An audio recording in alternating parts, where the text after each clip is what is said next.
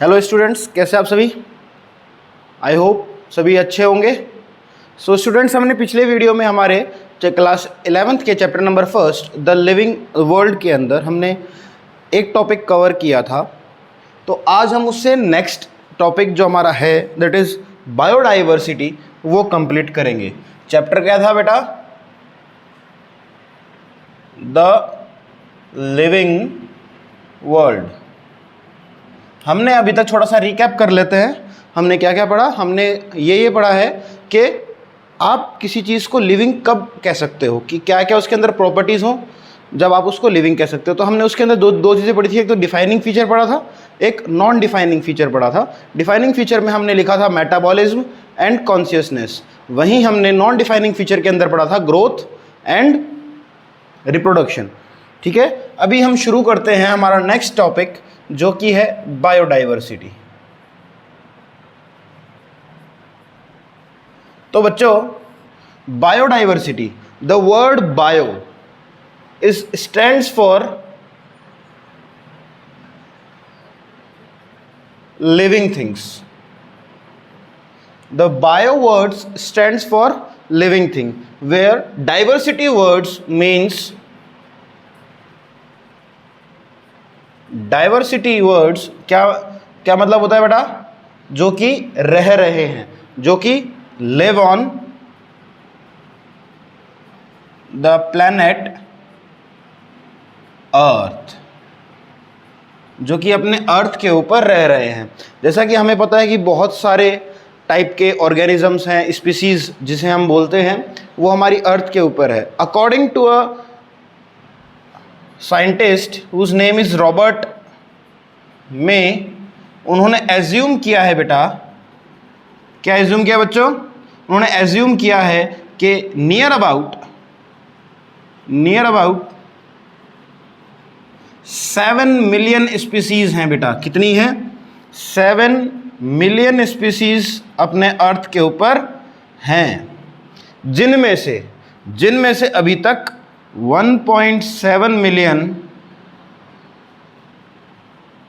या फिर 1.8 million, 1.7 million to 1.8 million जो स्पीसीज हैं वो फाउंड कर ली गई हैं बेटा। स्पीसीज आर फाउंड, उनको रिकॉग्नाइज कर लिया गया है, उनको पर्टिकुलर उनके नाम दे दिए गए हैं। तो बायोडाइवर्सिटी में क्या बोल सकता हूं बेटा? क्या इसकी क्या बनी definition? Biodiversity means living things that lives on this planet earth, it is known as biodiversity. बात समझ में आ गई बच्चे अच्छे से? अब हम सेकेंड टॉपिक पढ़ेंगे इसके अंदर। सो स्टूडेंट्स, अब हम पढ़ेंगे हमारा second topic that is taxonomy. Taxonomy क्या होता है बेटा? इट इज अ स्टडी अब किस चीज़ की करेंगे?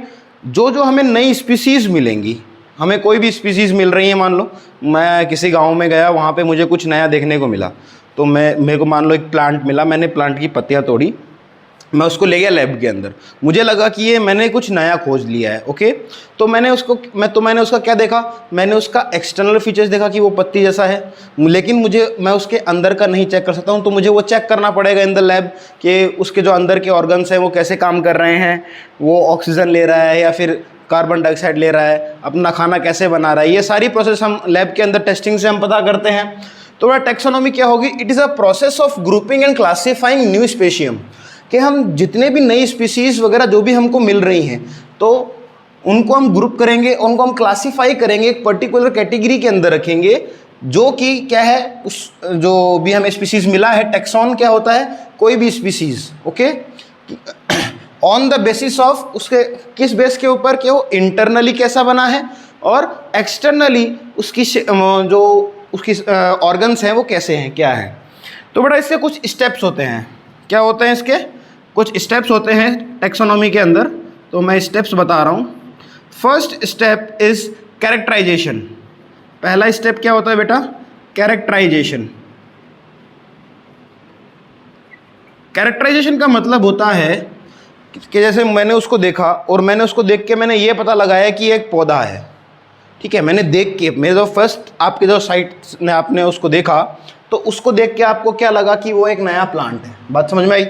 फिर सेकंड जो होता है इसके अंदर क्लास, दैट इज आइडेंटिफिकेशन। क्या होगा? आइडेंटिफिकेशन। अब मैं क्या करूँगा, मैंने उस पौधे को देखा तो मैं आइडेंटिफाई करूँगा कि ये एक पौधा है और ये काम कर रहा है। ओके, थर्ड स्टेप क्या होता है उसका? क्लासिफिकेशन। क्या होता है? Classification.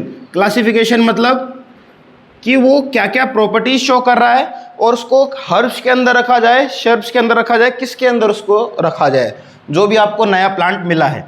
And the fourth and the last, आप उसका एक नाम दे दोगे।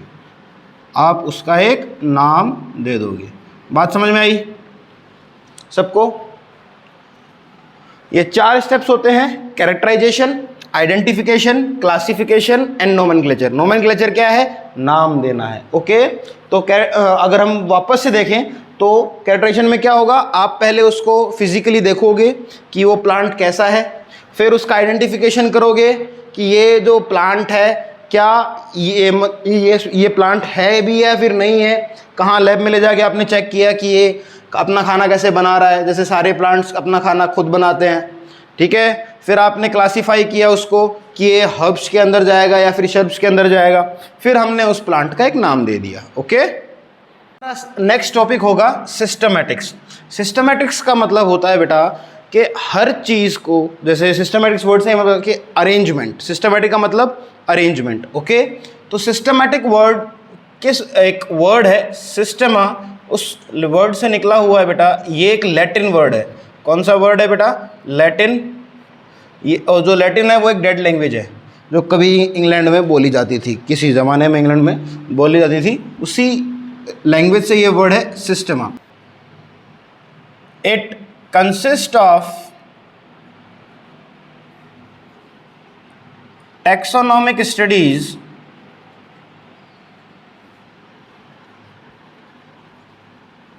एंड जो पुराने तरीके थे वो भी इसके अंदर आ गए बेटा, एंड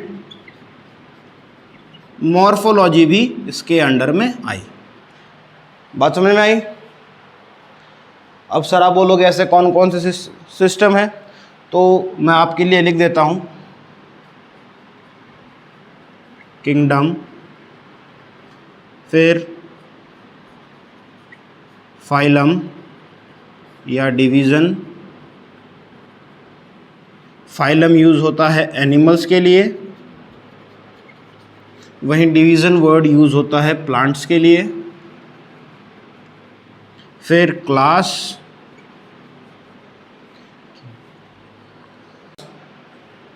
ऑर्डर, फैमिली,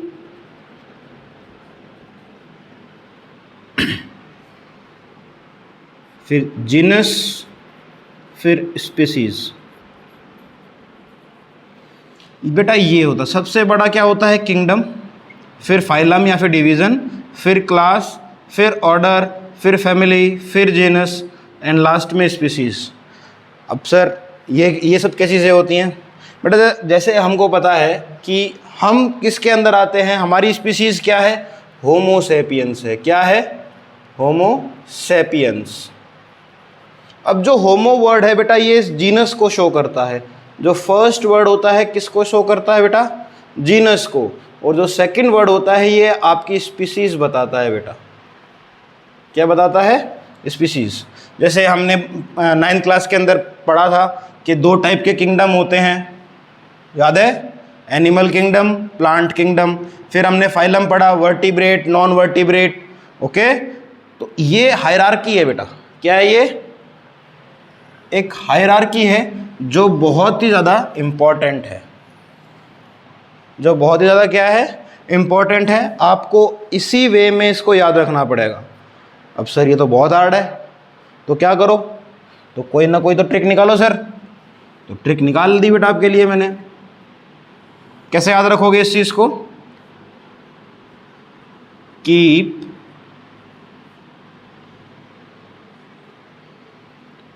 पॉट या फिर डिश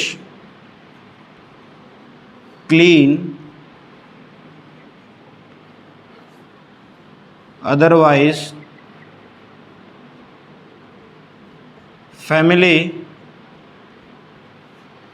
got sick।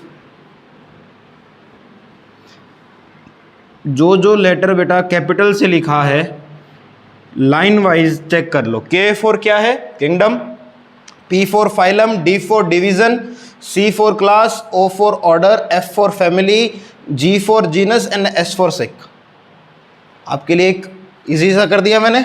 अगर आप ये याद रख लोगे, ये सेंटेंस अगर आपने याद रख लिया तो आपको ये हायरार्की कंप्लीटली याद हो जाएगी। फ्रेंड्स, अब की बार एनसीईआरटी ने काफ़ी सिलेबस रिड्यूस किया है, तो आपके बुक के अंदर आपको यहीं तक मिलेगा। अगर आप चाहते हैं कि आपको मैं टैक्सोनॉमिकल एड्स के बारे में भी पढ़ाऊं तो please do comment and please like share subscribe. और कल मैं कोशिश करूंगा कि मैं फिजिक्स का चैप्टर लेके आऊं वेक्टर, जिसकी मुझे रिक्वेस्ट भी मिली थी, और जल्द ही मैं सेल के ऊपर भी एक लेक्चर मेरा लेके आऊँगा। So students, please like share subscribe. Thank you.